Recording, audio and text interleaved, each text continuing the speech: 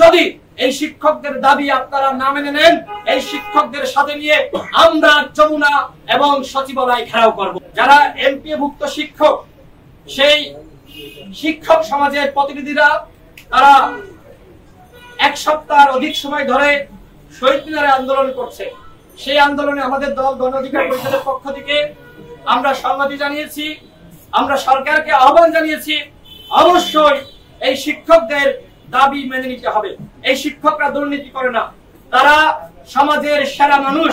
সুতরাং আজকের এই সাংবাদিক সম্মেলন থেকে এমপিওভুক্ত শিক্ষকদের যে দাবি, সেই দাবি মেনে নেওয়ার জন্য সরকারের কাছে আমরা বিনীত আহ্বান করছি। শিক্ষকদের সাথে যদি আপনারা নয়ছাই করেন, শিক্ষকদের সাথে যদি আপনারা ফাট্টামি করেন, তাহলে কিন্তু কোনো উপদেষ্টার গতি থাকবে না। সুতরাং শিক্ষকদের দাবি অবশ্যই আপনাদেরকে মানতে হবে। তাদেরকে আপনারা কিভাবে, তারা শহীদ মিনারে এই খোলা আকাশের নিচে ঘুমাচ্ছে, এত কষ্ট করছে, এই যে শিক্ষা উপদেষ্টা, আপনি তো শিক্ষক ছিলেন, ঢাকা বিশ্ববিদ্যালয়ের শিক্ষক। সুতরাং এই শিক্ষকদের কষ্ট আপনি কেন অনুধাবন করতে পারছেন না? তাদের দাবি কি? তারা বলছেন মূল বেতনের 20% বাড়ি ভাড়া দিতে হবে। অযৌক্তিক কোনো দাবি নয়।